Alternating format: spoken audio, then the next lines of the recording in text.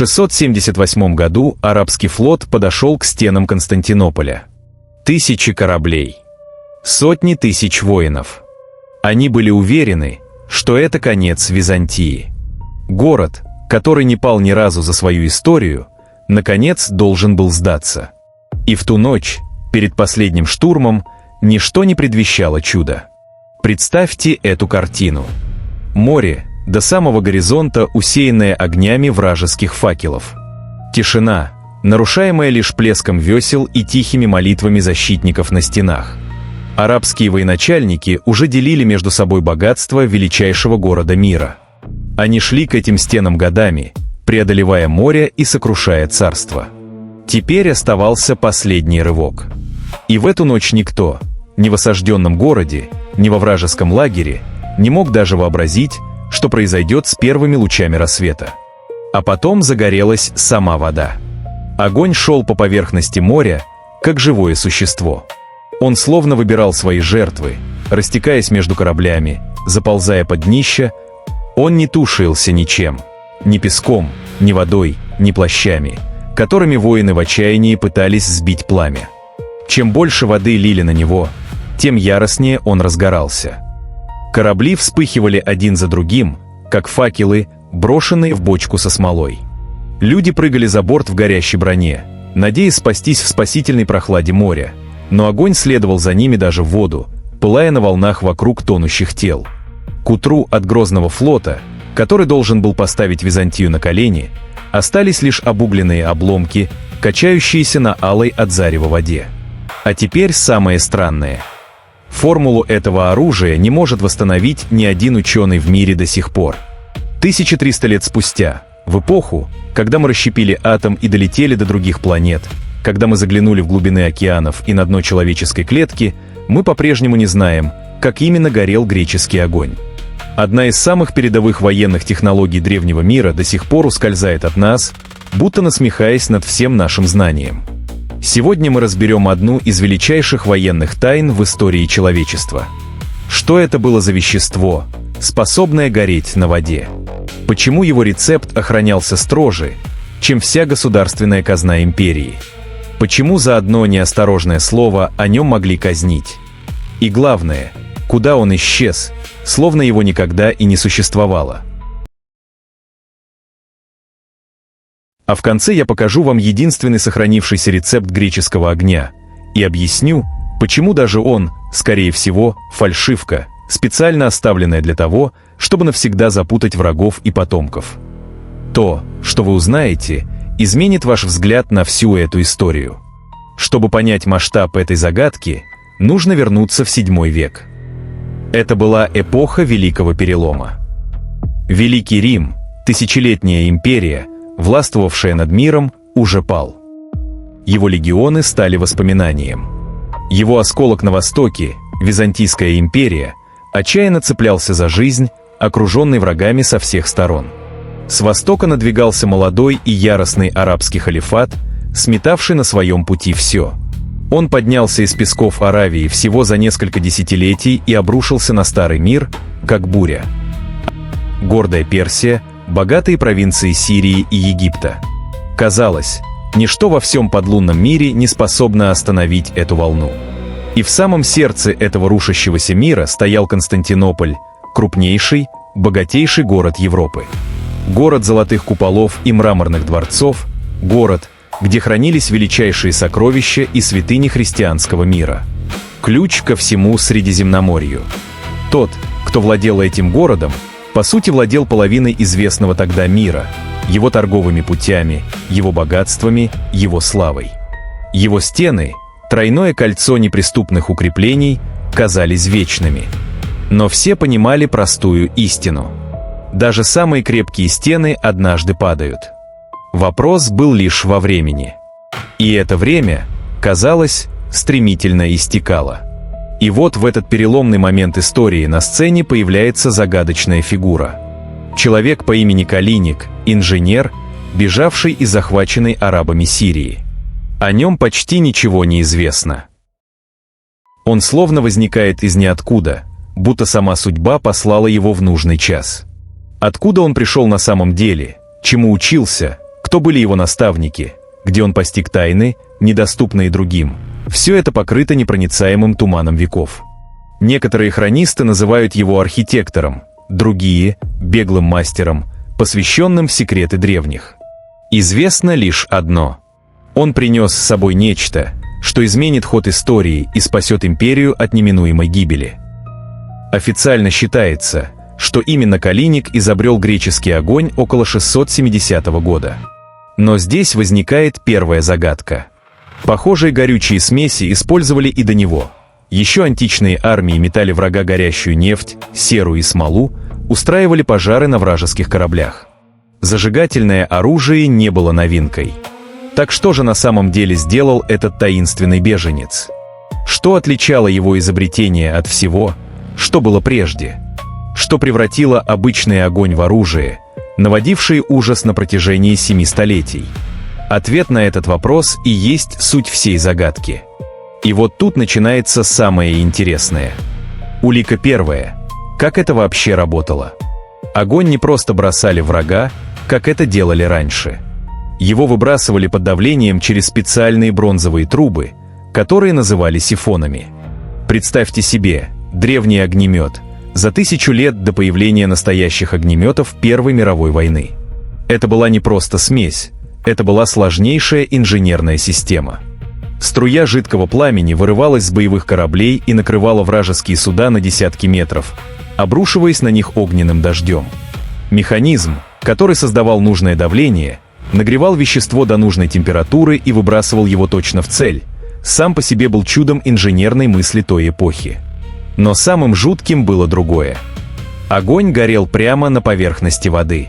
Он растекался по волнам, прилипал ко всему, чего касался, будто живая смола, и пожирал дерево, ткань, металл, плоть. Он въедался в кожу, и его невозможно было стряхнуть.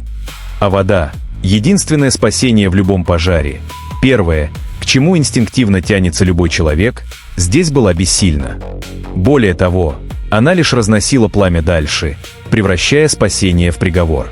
Подумайте, что чувствовали враги, видевшие это впервые. Море, стихия, которая всегда, испокон веков тушит огонь, внезапно само становится огнем. Вода горит. Это противоречило всем законам природы, известным человеку того времени. Для воина VII века это не могло быть ничем иным, кроме как проявлением сверхъестественной силы. Как сражаться с тем, что нарушает сами основы мироздания? Как победить врага, которому подчиняются стихии?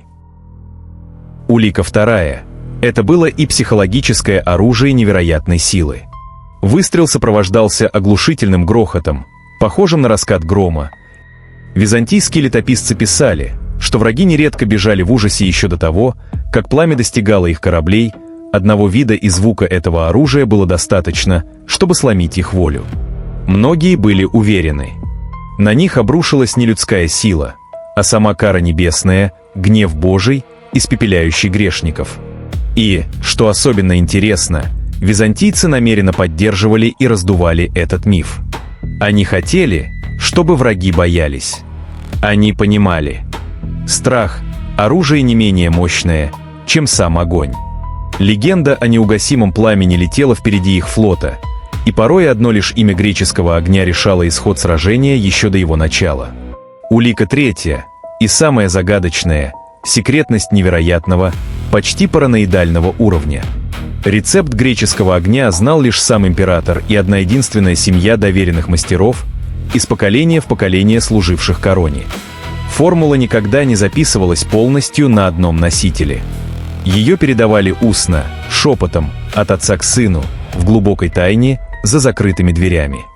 Возможно, отдельные части секрета были известны разным людям, и лишь избранные знали, как собрать их воедино. Ни один враг, ни один вражеский шпион, ни один предатель за долгие столетия так и не смог выкрасть эту тайну. А ведь за нее предлагали целые состояния – золото, титулы. Величайшие державы мира отдали бы что угодно за этот секрет. Но он оставался неприкосновенным. И вот здесь один факт упорно не сходится. Если оружие было настолько мощным и надежным, Почему сами византийцы относились к нему почти со священным трепетом и страхом? Почему императоры под страхом мучительной смерти запрещали даже произносить его секрет вслух? Что они знали такого, чего не знаем мы? Быть может, они понимали, что это оружие опасно не только для врагов, но и для тех, кто им владеет. Или в его тайне скрывалось нечто, что они хотели скрыть навсегда, даже от собственных потомков. А теперь поворот, который переворачивает всю картину с ног на голову. В 1204 году произошло немыслимое событие, потрясшее весь средневековый мир. Крестоносцы, которые под знаменем креста шли освобождать Святую Землю от неверных, вместо этого осадили и разграбили сам Константинополь, величайший христианский город, оплот веры, который они по всем законам должны были защищать. Жадность и жажда наживы оказались сильнее веры. Они ворвались в город и вынесли оттуда все. Золото, серебро, драгоценные реликвии, бесценные произведения искусства, древние рукописи, накопленные за 1000 лет. Город обчистили до основания, сорвали позолоту со стен храмов, расплавили древние статуи. Столица мира была разграблена и унижена. Но греческого огня они там не нашли. Подумайте об этом. Захватчики перерыли весь город. Они искали любую ценность, любое сокровище. Но главное оружие империи, ее последний щит, самая охраняемая тайна, просто исчезло. Его словно никогда и не было. И, судя по всему, к этому моменту секрет был уже потерян самими византийцами. Те, кто владел тайной, унесли ее с собой, в могилу, во тьму, в небытие. И вот к какому невероятному выводу это приводит. Носители секрета постепенно вымирали. Болезни косили целые семьи, время делало свое неумолимое дело.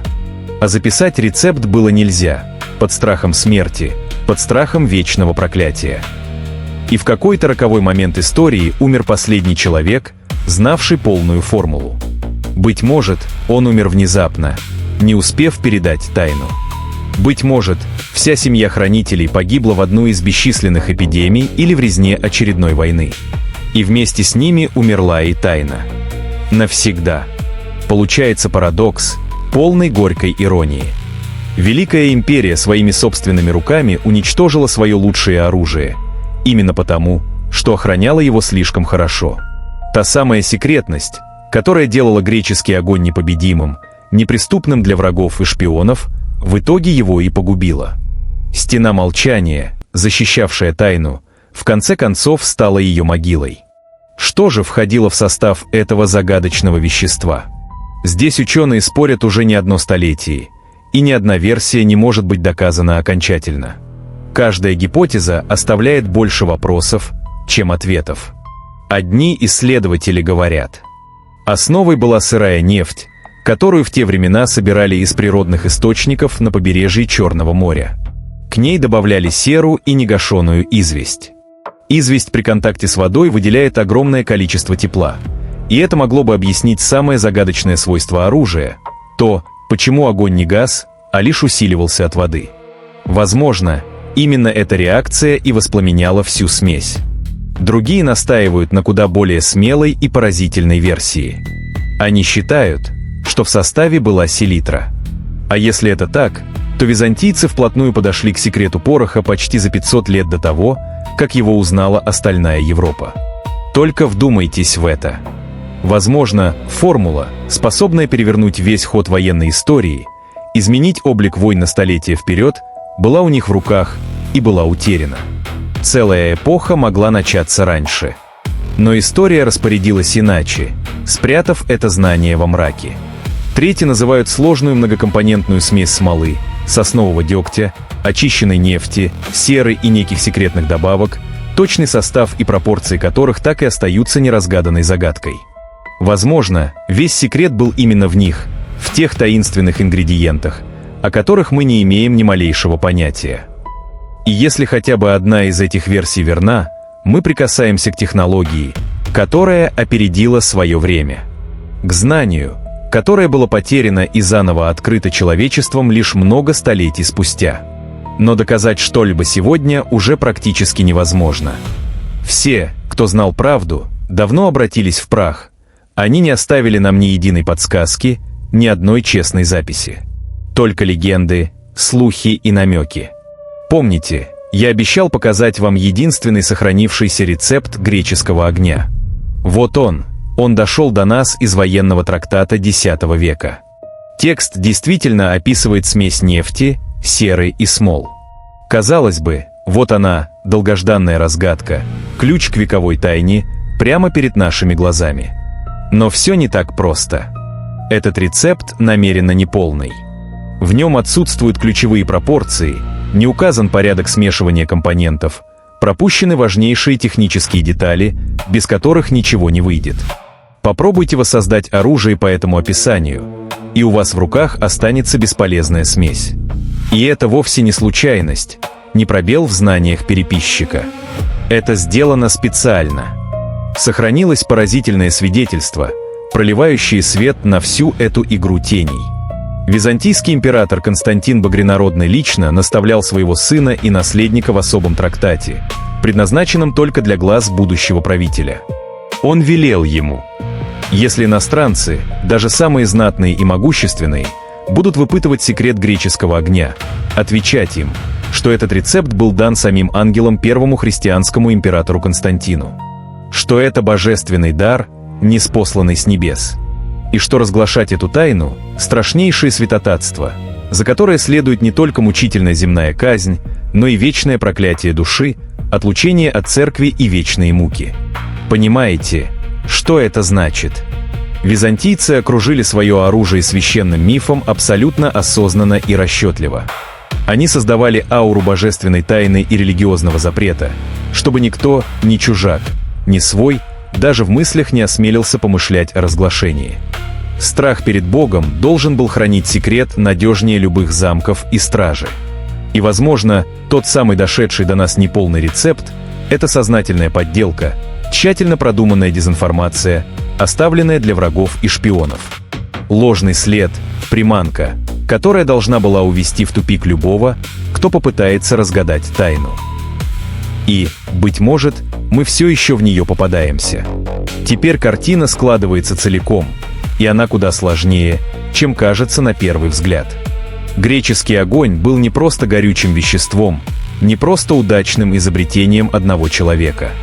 Это была целая система, отлаженный механизм из множества частей. Секретная смесь, чей точный состав знали единицы избранных. Бронзовые сифоны для ее распыления, сложнейшие механизмы своего времени, требовавшие высочайшего мастерства. Обученные экипажи, годами постигавшие искусство обращения с этим капризным и опасным оружием, способным погубить и своих хозяев. И вокруг всего этого непроницаемая стена абсолютной, почти религиозной секретности. Стоило выпасть из этой цепи хотя бы одному звену, потерять мастеров, забыть технику, утратить формулу, и вся система рушилась безвозвратно. Именно это в конце концов и произошло. Греческий огонь верой и правдой служил Византии почти 700 лет, срок, превышающий возраст многих государств. Он спасал Константинополь снова и снова.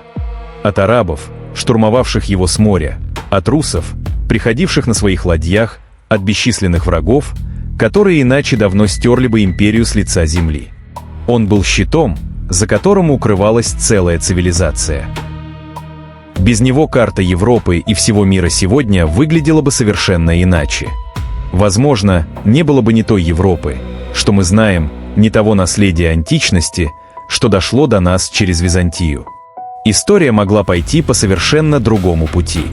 И все же империя так фанатично, так ревниво берегла свою тайну, что в конце концов унесла ее с собой в могилу. Оружие, спасавшее ее веками, дававшее ей силу и уверенность, исчезло бесследно, и его последний секрет растворился во тьме столетий, будто дым над остывшим пепелищем. Осталась лишь легенда, окруженная вопросами. Современные ученые не раз пытались воссоздать похожие зажигательные смеси, используя все достижения химии и все сохранившиеся источники. Кое-что у них получалось, им удавалось сделать составы, горящие на воде, дающие пламя и дым. Но ту самую, настоящую формулу греческого огня, со всеми ее легендарными свойствами, с той неугасимостью и мощью, о которых писали летописцы, не удалось в точности воспроизвести никому. Что-то всегда ускользает. Какой-то элемент, какая-то деталь, известная лишь древним мастерам, остается вне досягаемости. Тайна остается неразгаданной по сей день. И, вполне возможно, останется неразгаданной навсегда, как вечное напоминание о том, что не все в прошлом мы способны постичь. А как думаете вы, стоила ли эта тайна того, чтобы хранить ее настолько строго, ценой ее полной утраты? Или именно эта одержимость секретностью, этот страх разглашения в итоге и погубили величайшее оружие древнего мира? Напишите свое мнение в комментариях. Мне правда очень интересно, что вы об этом думаете. Быть может, среди вас есть те, у кого найдется своя, неожиданная версия этой загадки. А в следующем видео нас ждет еще одно оружие древности. Оружие, которое было, возможно, даже страшнее греческого огня, но о котором сегодня почти никто не знает. Его история окутана не меньшим мраком. Подпишитесь, чтобы не пропустить эту историю. И спасибо, что были со мной до самого конца.